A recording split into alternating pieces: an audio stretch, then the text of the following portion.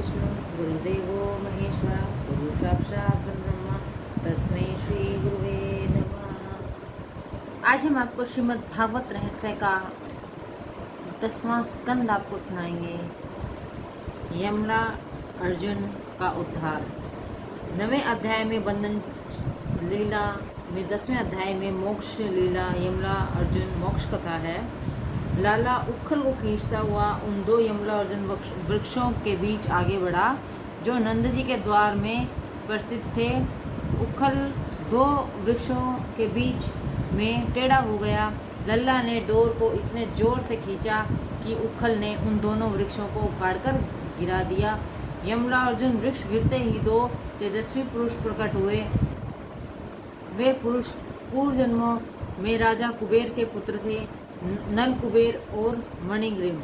इन दो लक्ष्मी नंदन यक्षों को नारद जी के शाप के कारण वृक्षों का अवतार लेना पड़ा था। परीक्षित ने पूछा, नारद जी ने उनको शाप क्यों दिया था?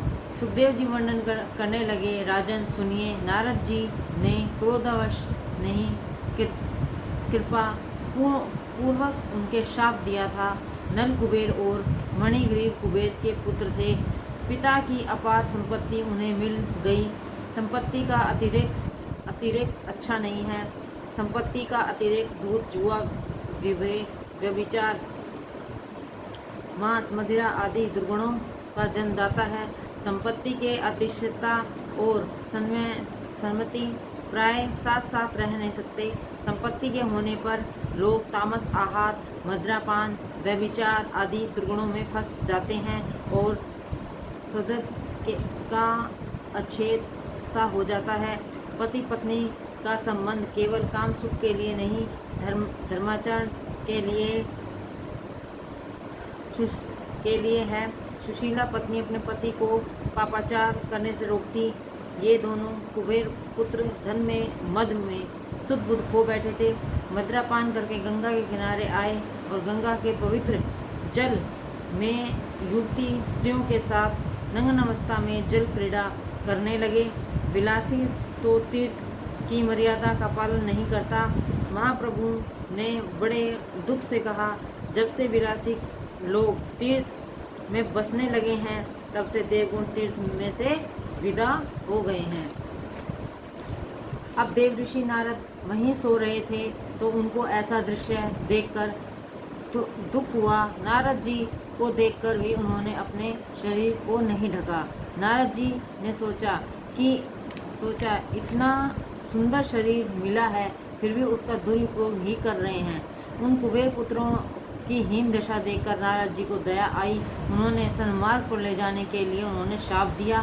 नारद जी ने शाप दिया, ये दोनों वक्ष संपत्ति के कारण मदान स्त्री भोगी विलासी हो गए हैं, सो स्थावरपन प्राप्त करने योग्य हुए हैं। तो ऐसे भोगियों को वृक्ष का जन्म मिले। शाप सुनते ही नल कुबेर और मणिग्रीव पछताने लगे। वे नारद के शरण में आए, क्षमा करो मुनिवर, क्षमा करो। नारद जी ने कृपा करके उन दोनों को गोकुल में वृक्ष अवतार दिया। नंद बाबा के द्वार पर तुम दोनों का जन्म होगा और कन्हैया के चरण स्पर्श तुम्हारा उद्धार करेगा। वह शाप था या आशीर्वाद? उद्धव जैसे साधु जन तो वृंदावन में वृक्ष के रूप में जन्म लेना चाहते थे।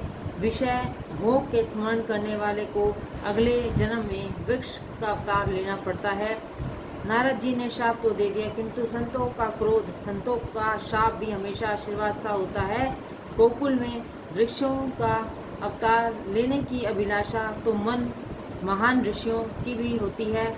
उद्धव जी कहते हैं, अहो अतोजय सवजन और आर्य मार्ग का त्याग करके वेदों के लिए भी खोजने योग्य श्री कृष्ण की पदवी इन गोपियों ने पाई है। ऐसी गोपियों की चरण रज से लाभान्वित वृक्ष, राशि, लता, औषधि आदि किसी भी रूप में वृंदावन में मेरा जन्म हो, ऐसी मेरी प्रार्थना है। कृष्ण का चरण स्पर्श पाते ही नल कुबेर और मणिग्रीव को अपना मूल स्वरूप प्राप्त किया। दोनों वृक्षों का उद्धार हुआ। अब नल कुबेर और मणिग्रीव प्रभु की स्तुति करने लगे। हे प्रभु, आपसे हम कुछ और तो मांगते नहीं, अपनी वाणी अपने गुण गान में रत रहे, अपने कान आपकी कथा के श्रवण के लिए में लीन रहे, अपने हाथ आपके सेवा कर्म के में, अपना मन आपके चरण स्मरण में, अपना मस्तक आपके निवास रूप जगत को प्रणाम करने में और अपनी दृष्टि आपकी मूर्ति रूप संत पुरुषों के दर्शन करने में तत्पर रहे। हे नाथ, बस यही कृपा आप हम पर करें। नल कुबेर और मणिग्रीव ने अपने हरेक इंद्रिय के लिए भक्ति रस की मांग की और स्तुति करते हुए गोलोकवासियों हो गए। नल कुबेर ने मणिग्रीव के गोलोक धाम पहुँचते ही दोनों वृक्ष धमाके के साथ जा गिरे। धमाका सुनकर गोपियां दौड़ती हुई, भगवान की दया से कन्हैया बच गया ऐसा जानकर उन्हें आनंद का अनुभव हुआ। नंद बाबा भी दौड़ते हुए पहुंचे। उन्होंने देखा कि कन्हैया उखल के साथ बंधा हुआ था।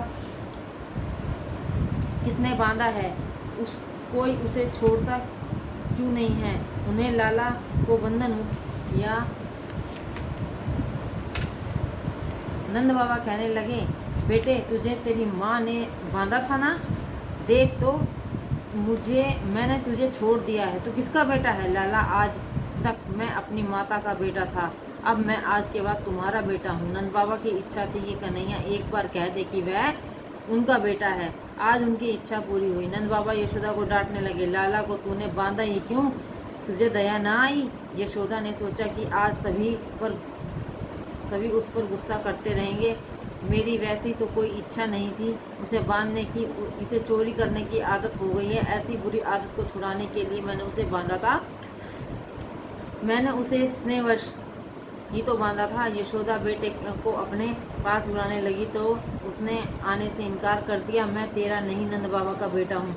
यशोदा विचार करने लगी, गोपियाँ को बालक ने रो रो कर मना किया था, फिर भी मैंने निष्ठुर होकर पुत्र को बांध दिया। कन्हैया रूठ गया। वह रोने लगी कि बेटा कब मेरी गोद में आएगा? लल्ला ने देखा कि माता रो रही है। माता का रोना लल्ला को देखा नहीं गया। वह दौड़ता हुआ माता की गोद में आया और पीताम्बर से माता के आंसू पोंछने लगा। मेरा बेटा कितना सियाना है, तुझे बांधकर अच्छा नहीं किया था। तू अपने मन में यह बात न रखना बेटे। इस प्रसंग को तू मन से भुला देना। कन्हैया, माता, मैं सब कुछ तो भूल जाऊंगा, किंतु तेरा प्यार नहीं भूलूंगा। मैं कुछ ही समय में द्वारका नगरी का राजा बनूंगा, वहाँ भी तेरा ही प्यार का बंधन याद रखूंगा। रुक्मणी आदि किसी के भी बंधन में नहीं रहूंगा, किंतु तेरे प्यार के बंधन को भुला नहीं सकूंगा। यह तो गोकुल की एक मुख्य लीला है। दामोदर लीला द्वारा भगवान जगत से कहते हैं कि जब जीव मुझे बांधता है तब मैं उसको बंधन से छुड़ाता हूँ। सुखदेव जी वर्णन कर रहे हैं, कई बार गोपियाँ यशोदा के घर आकर कन्हैया को अपने घर ले जाने के लिए कहती थी, कन्हैया तू मेरे घर आएगा? तो कन्हैया पूछता, तुम्हारे घर तो आऊँगा, किंतु तुम मुझे क्या दोगी? गोपियाँ पूछती हैं, क्या चाहिए तुझे? तो कन्हैया कहता, माखन। गोपी ने सोचा, इसे माखन दूंगी तो वह उसे लेकर तुरंत चला जाएगा, उसे कुछ देर रोकना चाहिए। उसने कहा, लल्ला, माखन मुफ्त में नहीं मिलेगा, तुझे मेरे घर का कुछ न कुछ काम करना होगा। कन्हैया ने पूछा, कौन सा काम करना होगा? गोपी ने कहा, वह पाठ ले आ। वैसे वह था तो बड़ा वजनदार, किंतु कन्हैया ने सोचा कि उसे उठा कर लाऊंगा तो सभी बालकों को माखन खिला लूँगा। वह पाठ वजनदार था, सो हाथ से छूट गया और कन्हैया का पीताम्बर भी खिसक गया। कन्हैया पाठ लाया और उसने माखन मांगा तो गोपी ने कहा, लल्ला, तू नाच तो सही जरा। माखन के लोभ से कन्हैया अब नाचने लगा। जगत को नचाने वाला नटवर गोपी के प्रेम में वशीभूत होकर स्वयं नाच रहा है। कवि रसखान कहते हैं, शेष महेश गणेश दिनेश सुषुहु जही निरंतर गावे, जाहि अनादि अनंत अखंड अछेद अभेद सुवेत बतावे। नारद से शुक व्यास रटे, पची हारे तो पुनि पार न पावे। तहीं अहीर ना छेहरिया छछिया, भरी छाछ पे नाच नचावे। गोपियों के प्रेम से बंधे हुए श्री कृष्ण उनके घरों का काम कर रहे हैं। गोपियों के सिर पर पानी की गागरियाँ चढ़ाते हैं। यह सामान इधर उधर करने में मदद करते हैं। उनके मनोरंजन के लिए नाचते भी हैं। भद्र की इस लीला में ज्ञान वैराग्य नहीं, प्रेम भाव ही मुख्य है। सुखिया मालिन की श्री कृष्ण सेवा। एक मालिन का प्रसंग भी है इन लीलाओं में। भद्र में एक सुखिया नाम का मालिन था। रोज रोज श्री कृष्ण कथा मालिन थी रोज रोज कृष्ण कथा सुनती। भक्ति उसके लिए एक व्यसन सी हो गई थी। मालिन का प्रेम धीरे धीरे बढ़ने लगा। श्रवण भक्ति वैसीन सी हो गई। सुखिया मालिन हर रोज नंद बाबा के आंगन में आती जाती थी, किंतु कन्हैया बाहर निकलता ही नहीं था। तो उसने एक भूदेव से श्री कृष्ण दर्शन का उपाय पूछा। भूदेव ने यह जानकर प्रसन्न हुए कि वह एक जिज्ञासु और सुपात्र जीव है, तो उन्होंने सुखिया से कहा, अपने घर में बालकृष्ण की सेवा साधना स्मरण करती रहोगी तो वह प्रसन्न होगा। मालिन ने कहा, मैं सेवा कैसे करूं, मैं तो बड़ी गरीब हूं। भूदेव क्या कथा श्रवण के बाद कुछ व्रत नियम लिया जाए। कथा श्रवण करने पर कुछ तो व्रत करो। मालिन को भांति भांति के साधन बताए गए, किंतु वे सब उसके अनुकूल ही थे। तो भूदेव ने कहा, यदि तू कुछ भी नहीं कर सके तो कम से कम नंद बाबा के घर की हर रोज प्रदक्षिणा कराकर प्रणाम साष्टांग किए जाते हैं और प्रदक्षिणा करते समय हाथ जोड़ वंदन करते हुए प्रभु का नाम जपते रहना। कितने कीर्तन करते करते धीरे प्रदक्षिणा की जाए तो कुछ लोग इस तरह दौड़ते हुए प्रदक्षिणा करते हैं मानो उनके पीछे कोई भूत दौड़ा हुआ हो रहा हो। प्रदक्षिणा में ऐसी भाग दौड़ अच्छी नहीं है। 3 वर्षों तक प्रदक्षिणा का यह नियम बनाए रखना। कन्हैया अवश्य दया करेंगे। तो मलिन इस प्रकार रोज प्रदक्षिणा करने लगी। मलिन रोज परमात्मा को मानती रहती। नाथ दर्शन दीजिए। 3 वर्ष पूरे हो गए। अब तो कृष्ण वरह असहाय हो गया, उसका मन भी शुद्ध हो गया है। आज उसने निश्चय किया, तब तक कन्हैया का दर्शन न कर पाऊं, तब तक मैं नंद बाबा के आंगन से नहीं हटूंगी। जीव एक व्योगिनी में छटपटाने लगता है। भगवान को आ मिलते हैं, अपने सिर पर फूल फल की टोकरी उठाए सुखिया मलिन प्रदक्षिणा करने लगी। परमात्मा को शबरी के बेर याद आ गए। दर्शनातुर मलिन को मुझे दर्शन देना होगा। कटी पर सोने की करनी, हृदय में के बाजूबंद, गले में कंठी, पग में पैजनिया और मस्तक पर मोरपंख की विभूषित बालक कन्हैया ठुमक करता हुआ आंगन में आया। दर्शनातुर मलिन के सामने आकर हाथ फैलाकर लाला फल मांगने लगा। बाल कन्हैया से मलिन भी बातें करने के लिए आतुर थी। अपने सुख दुख की बातें कन्हैया से एकांत में कहना। अपने दुख की कथा कृष्ण के सिवाय किसी और से ना कहना, वह तुम्हें सुख देगा। मलिन ने सोचा कि यदि लाला के हाथ में फल रख देगी तो तुरंत ही वह भीतर भाग जाएगा, सो वह उसको बातों से रोकने लगी। मैं फल देने नहीं, बेचने आई हूँ। फल ले और मुझे अनाज दे। फिर उसे दुख भी हुआ कि अनाज मांगा ही क्यों, उसे कोई संतान न थी। यदि मेरे घर पुत्र हुआ तो मैं बड़ी पापिन हूँ। कन्हैया बड़ा दयालु है, प्रेमी है। वह मेरी गोद में आएगा तो मैं उसे प्यार करूँगी। बालकृष्ण दौड़ता हुआ 2 मुट्ठी भर चावल ले आया और मालिनी की टोकरी में रख दिए। अब तो फल दो। मालिनी ने कहा, मेरी गोद में तो बैठ बेटा, मैं तुमसे सुख दुख की बातें करना चाहती हूँ। तो कन्हैया उछलकर उसकी गोद में जा बैठा। मालिनी की इच्छा परिपूर्ण हो, ब्रह्म संबंध संपन्न हुआ। हजारों वर्षों का विरही जीव आज ईश्वर से जा मिला। ईश्वर में कभी तृप्ति होती भी है क्या? कन्हैया कहने लगा, मैं तो अभी बालक हूँ, पिता और माता भी हूँ। मेरे साथ जो जैसा प्रेम करेगा वह वैसा ही कहता पाएगा। मालिन ने लल्ला को बड़े अच्छे मीठे फल दिए। दोनों आनंदित हो गए। फल मिलते ही लाला भागा और घर में चला गया। मालिन ने प्रभु से प्रार्थना की कि कहीं अपने कन्हैया को अपनी ही नज़र न लग जाए। अपनी टोकरी लेकर सुखिया घर वापस आई। टोकरी सिर से उतारी तो देखी तो वह तो रत्नों से भरी पड़ी थी। उसे सुखद आश्चर्य हुआ। सोचने लगी कि मेरे जन्म जन्मांतर के दरिद्रता दूर हो गई है। ईश्वर को फल दोगे तो वह तुम्हें रतन देंगे। परमात्मा जब देते हैं तो छप्पर फाड़ कर देते हैं। मनुष्य देते समय कुछ संकोच रखता है, किंतु प्रभु तो कई गुना बढ़ा कर देते हैं। जो व्यक्ति अपने सत्कर्म रूपी फल भगवान को अर्पित करता है, उसकी जीवन टोकरी और भगवान सुख सुविधा के रत्नों से भर देते हैं। भगवान उसे ब्रह्म विद्या रूपी दिव्य रतन भी देते हैं। सुखिया मलिन जीव का प्रतीक है। जीव से परमात्मा सत्कर्म पुण्य के फल मांगते हैं, तो तुम सत्कर्म रूपी फल भगवान को दोगे तो वह तुम्हें कई गुना करके देंगे। भगवान किसी के भी ऋण का बोझ अपने सिर पर नहीं रखते, वे तो ब्याज सहित अदा करते हैं। भगवान की गोकुल लीला यहाँ परिपूर्ण हुई है। बाल लीला का श्रवण श्रद्धा उत्पन्न करता है और किशोर लीला का श्रवण भक्ति। वृंदावन लीला का आरंभ बकासुर और अदासुर उद्धार। अब वृंदावन लीला का आरंभ हो रहा है। भारत भूमि कर्म भूमि है, अन्य देश भोग भूमि। हमारे यहाँ कर्मानुसार फल मिलते हैं।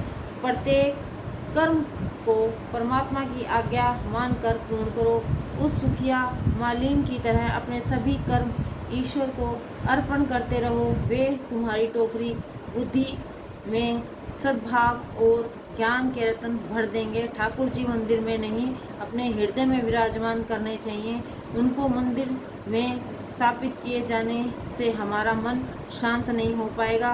बुद्धि में से विषयदायी कूड़ा करकट साफ करके हमें ठाकुर जी को बिठलाना है। हम जिस प्रकार सांसारिक विषयों को मन में जमाए रहते हैं, उसी प्रकार प्रभु को भी वही स्थान देंगे तो शांति मिलेगी और तभी जीवन कृतार्थ होगा। बालकृष्ण 5 वर्ष के हुए और उन्हें वृंदावन जाने की इच्छा हुई। गोकुल में तो जो उत्पात हो रहे थे, उनसे व्यसित होकर चाचा उपन ने सोचा कि बालकों के साथ दूसरे गांव में चले जाना चाहिए। यहाँ से कुछ दूरी पर आया हुआ गांव वृंदावन रहने योग्य है। जब वृंदावन नाम सभी ने इस प्रस्ताव को स्वीकार किया। बलराम और कन्हैया भी राजी हो गए। वहाँ खेलकूद का मज़ा आएगा तो सब वृंदावन जा बसे। चाचा उपन श्री कृष्ण को वृंदावन ले गए। गोपियाँ सब वृंदावन में यमुना किनारे आ गई। गोवर्धन पर्वत को देखकर राम कृष्ण और सभी बालकों को बड़ा आनंद हुआ। वहाँ आकर भगवान वत्सपाल हुए। बाल मित्रों के साथ बछड़े चराने लगे। यमुना किनारे में वे सब भांति भांति के खेल खेलते थे। कृष्ण कभी कभी बंशी बजाकर तथा भक्ति के खेल रचाकर गोप बालकों को आनंद करते थे। जीव मात्र को कृष्ण की बांसुरी की मधुर तान पुकारती रहती है, किंतु मोहक विषयों में फंसा हुआ जीव वंशी की पुकार सुन नहीं पाता। यमुना भक्ति किनारे 2 बाधाएं उपस्थित होती हैं। एक है वत्सासुर अज्ञान अंधश्रद्धा और दूसरी ओर है बकासुर दम्भ। बगुला दम्भ का प्रतीक है। भगवत अर्थात दम्भी। भक्ति के किनारे दम्भ आ बसता है। उसकी घात में मत फंसना। दम्भ के समान कोई पाप नहीं है। अन्य पापों के लिए प्रायश्चित किया जा सकता है, दम्भ के लिए नहीं। जिसका बाहरी चोला तो अच्छा हो, किंतु अंदर तथा करनी मैली हो, वह बकासुर ही है। बगुले की चोंच है लोभ। कीर्ति और धन का लोभ अपने साथ दम ले आता है। भगवान ने वत्सासुर और बकासुर का वध किया। एक बार श्री कृष्ण अपने बाल मित्रों के साथ वन में बछड़े चराते हुए खेल रहे थे। उन बालकों ने सद्भाव का वर्णन किन शब्दों में करे कि जिनको श्री हरि के साथ खेलने का सुअवसर मिला है, जिनके दर्शन के लिए योगी और ऋषि मुनि तरस रहे हैं हों, उसी पर ब्रह्म के साथ गोपाल खेल रहे हैं। सभी बालक खेल कूद में लगे हुए थे। इतने में वहाँ अगासुर आया। उसे कंस ने भेजा था। वहाँ बकासुर और पूतना का छोटा भाई था। जहाँ अज्ञान और दंभ हो, वहाँ पाप आज धमकता है। अगासुर अजगर का रूप लेकर आया और सभी गोपालकों को निगल जाने की इच्छा से मार्ग में सो गया। उसके मुख में उन बच्चों ने पर्वत की गुफा मान लिया और उसमें प्रवेश करने की सोची। उन्होंने कन्हैया से कहा, यदि तू भी हमारे साथ आए तो हमें डर नहीं लगेगा। अजगर के मुंह में घुसे हुए गोपालक अपने आप बाहर निकल नहीं पाते। श्री कृष्ण ही उनको बाहर निकालते हैं। बालक जानते हैं कि कन्हैया उनके साथ होगा तो कोई डरने की बात नहीं है। कृष्ण का साथ लेकर वे सभी गोपालक नाचते कूदते अंदर चले आए। उनकी रक्षा के हेतु कृष्ण ने भी अगासुर के मुंह के अंदर आ चुके थे।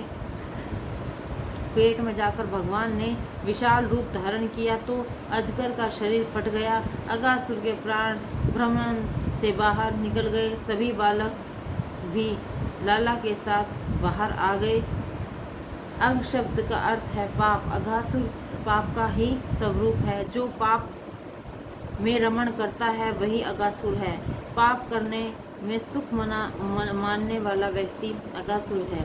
कई बार पापी व्यक्ति सुख में जीता हुआ दिखाई देता है, किंतु पाप के कारण नहीं, उसके किसी पूर्वजन्म के पुण्य के कारण ही उसे वह सुख मिल रहा होता है। अन्यथा पाप के परिणाम तो दुख ही हैं। पापी ने तो कभी सुखी हुआ है और ना कभी होगा। कई पुण्यशाली दुखी होता है। कोई पुण्यशाली दुखी होता हुआ दिखाई दे तो मान लेना कि उसके किसी पूर्वजन्म का पाप का फल उसे मिल रहा है। पुण्य का फल दुख नहीं है। वैसे तो सभी बालक सारा दिन लीला अपने माताओं को उसी दिन सुनाते रहते हैं, किंतु इस अगासुर वध का प्रसंग 1 वर्ष के बाद सुनाया। अर्थात कृष्ण ने अपने 5वें वर्ष में अगासुर का वध किया था, किंतु बात 6ठे वर्ष में बतलाई। परीक्षित राजा ने पूछा, उन बालकों ने ऐसा क्यों किया? 1 वर्ष तक क्यों छुपाए रखने का क्या कारण था?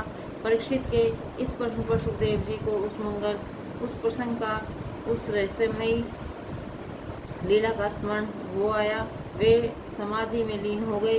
कुछ देर बाद धीरे धीरे वह ब्रह्म दृष्टि प्राप्त हुई और वे कहने लगे, सुनो राजन, ब्रह्मा ने उस गोपालकों का अपहरण किया था। वहाँ से वे 1 वर्ष के बाद लौटे, सो 1 वर्ष के बाद ही वे अपनी सारी बात कह पाए।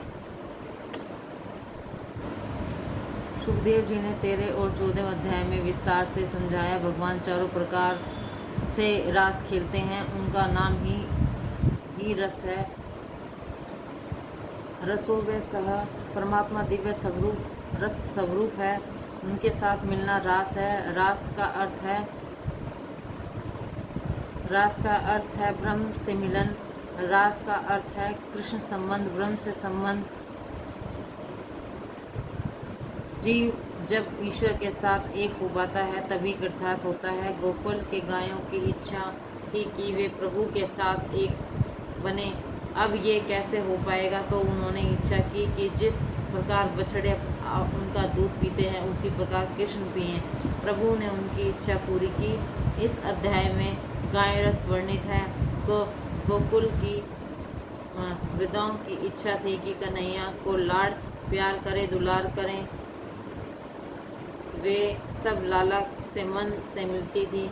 मानसिक मिलन की आनंदमयी हैं, फिर भी प्रत्यक्ष मिलन की उत्कंठा बनी रहती है। इस अध्याय में वृद्धा गोपियों का रास वर्णित है। अगासुर के उद्धार से सभी गो बालक और बछड़े बाहर आए। गो बालकों ने कन्हैया से भोजन करने की इच्छा प्रकट की तो कन्हैया ने कहा, हाँ चलो यमुना किनारे पर हम पंक्ति लगाकर भोजन करें और बछड़े भी हरी घास चरते रहेंगे। कन्हैया और सभी बालक एक साथ मिलकर चक्रव्यूह रचकर भोजन करने बैठ गए। यह समाधि भाषा है। कमल की पंखुड़ियाँ बिल्कुल पास पास होती हैं, एक दूसरे से लगकर होती हैं। कमल के मध्य में कोमल पदार्थ होता है और छोटी से छोटी पंखुड़ियाँ वहाँ होती हैं। बड़ी पंखुड़ियाँ उन छोटी सी पंखुड़ियों से लगकर होती हैं। सभी बालकों की इच्छा श्री कृष्ण से लगकर बैठने की है। सभी अपने अपने घर की सामग्री कन्हैया को खिलाना चाहते हैं। सभी कन्हैया के मुंह में कोर रखना चाहते हैं। दूर बैठकर तो वैसा नहीं किया जाता। कृष्ण के बीचों बीच बैठकर सभी बालकों के मन की इच्छा पूरी की। यदि परमात्मा को प्रसन्न करना है तो बालक बनकर उनके पास जाओ। गोपालकों के साथ भोजन करते हुए भगवान की शोभा तो देखिए। उस समय श्री कृष्ण की छटा सबसे निराली थी। उनकी कमर में बांसुरी बंधी हुई थी, बगल में सींग और लकड़ी थी। बाएं हाथ में घी युक्त दही मिले हुए चावल का ग्रास था। उंगलियों में फलों का अचार था। चारों ओर गोपालक बैठे हुए थे। वे सभी के मध्य बैठकर सभी बालकों के साथ विनोद करते हुए भोजन कर रहे थे।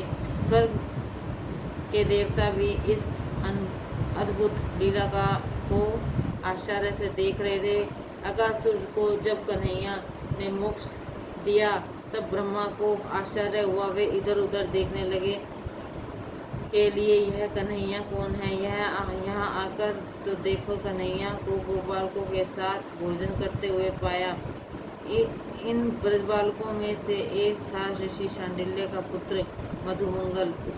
उससे कन्हैया ने कहा, तू हमारे घर का तो खाता रहता है किंतु अपने घर का तो हमें कभी नहीं खिलाता। पवित्र ब्राह्मणों के घर का भोजन खाने से बुद्धि पवित्र होती है। इसी कारण से कन्हैया ने मधुमंगल के घर का भोजन खाना चाहा। यशोदा जी ने शांडिल्य ऋषि से कहा था कि मधुमंगल को रोज भोजन करने भेजना। यशोदा जी उनका बड़ा आदर करती थी। जो आज कन्हैया उस ऋषि पुत्र से कह रहा था कि तू रोज मेरे घर खाता है, आज मुझे तू अपने घर का खिला। शांडिल्य ऋषि ब्रह्म मुहूर्त में शय्या त्याग करते थे किंतु उनका नित्य कर्म रात्रि के 8 बजे समाप्त होता था। प्रातःकाल वे गायत्री मंत्र और 24 माला फेरते। पंचायत देखो तो पंचायत देवों की पूजा, पंचदेवों का अभिषेक, विश्वदेव यज्ञ होम, मध्य हम संध्या, विष्णु सहस्त्रनाम पाठ, भागवत पाठ और अंत में भगवान के नामों का 21 जाप। पवित्र ब्राह्मण अपने घर में ही किसी भी वस्तु का संग्रह नहीं करता। अब पूर्णमासी में के घर में तो कुछ भी नहीं था। घर में देखा तो बस थोड़ी सी छाछ थी, खट्टी हो गई तो कन्हैया को पसंद नहीं आएगी, ऐसा सोचकर उसकी कढ़ी बनाई। मधुमंगल से कहा, मुझ गरीब ब्राह्मणी के घर और तो कुछ नहीं है, बस यही दे देना। परमात्मा कभी भी यह नहीं देखते कि जीव उनके लिए क्या लाया है, वे तो मात्र यह देखते हैं कि वह कौन से भाव से लाया है। ईश्वर केवल भाव देखते हैं। वस्तु को देखने वाला जीव और भाव को देखने वाले भगवान हैं। भगवान को हमेशा सर्वोत्तम वस्तु का भोग लगाओ। तो मधुमंगल वह कड़ी लेकर आया। अन्य सभी बालकों तो भांति भांति मिठाई लाए थे, इसलिए मधुमंगल ऐसी कड़ी देते हुए शर्माने लगा। उसने सोचा कि यदि मैं ऐसी कढ़ी कन्हैया को दूंगा तो मुझे सारा जन्म ऐसी खट्टी छाछ ही पीनी पड़ेगी। कान्हा उपहास भी करेगा कि उसकी माँ खट्टी है तो छाछ खट्टी है, ऐसा सोचकर मधुमंगल स्वयं ही कढ़ी पीने लगा। भगवान की दृष्टि उस पर पड़ी। अरे मधुमंगल, तेरी माँ ने यह कढ़ी मेरे लिए भेजी है और मुझे देने के बदले तू ही पिए जा रहा है। मेरी मौसी पूर्णमासी ने यह मेरे लिए बड़े प्यार से भेजी है, मुझे भी तो पीने दो। मधुमंगल जल्दी जल्दी पीने लगा। कन्हैया झट कर उसके पास आया और मटकी अपने हाथ में ले ली, किंतु वह तो खाली हो गई थी। जब कन्हैया ने देखा कि मधुमंगल के मुंह पर थोड़ी सी कड़ी लगी है तो उसका मुंह चाटने लगा। यह सब चल रहा था, उसी समय ब्रह्मा जी का आगमन हुआ। कन्हैया कह रहा था कि मधुमंगल, तेरे पिता तपस्वी ब्राह्मण हैं, सो तेरी झूठी कड़ी मेरी बुद्धि सुधारेगी। श्री कृष्ण बालक के साथ बालक, भोगी के साथ भोगी, योगी के साथ योगी और ज्ञानी के साथ ज्ञानी है। बालक ब्रह्म ज्ञान की बातें समझ नहीं सकते, अतः वे उनका मन खाने पीने की बातों में माखन चोरी लीला आदि से हटते हैं। वे बालक के मित्र बनकर अनायास ही भानुभक्त करते हैं। कन्हैया को मुंह चाटते हुए पाया तो ब्रह्मा जी ने आश्चर्य हुआ, यह कैसा भगवान है। लोग श्री कृष्ण को ईश्वर मानते हैं और ये तो इधर उधर गोपालों के मुंह चाटता फिरता है। ईश्वर कभी ऐसा भी हो सकता है क्या? ऐसा करें ईश्वर? ब्रह्मा पशिपेश में डूब गए हैं। वह यही ब्रह्म है जिन्होंने क्षीर सागर में जाकर शेषशायी भगवान से अवतार लेने की प्रार्थना की थी और उनके देवक जी के गर्भ में आने की स्तुति की थी। आज ये ब्रह्मा जी श्री कृष्ण के सुगुण लीला देखकर चकरा गए। सुगुण ब्रह्म की विचित्र लीला को देखकर ब्रह्मा जी सरीखे भी असमंजस में पड़ जाते हैं। तो सामान्य जीव की तो बात ही क्या है। निर्गुण ब्रह्म को समझाना कुछ आसान है, किंतु सुगुण ब्रह्म की लीलाओं का पार पाना बड़ा कठिन है। तुलसीदास जी ने भी कहा है, निर्गुण रूप सुलभ अति सगुण न जाने कोई। जय श्री कृष्ण।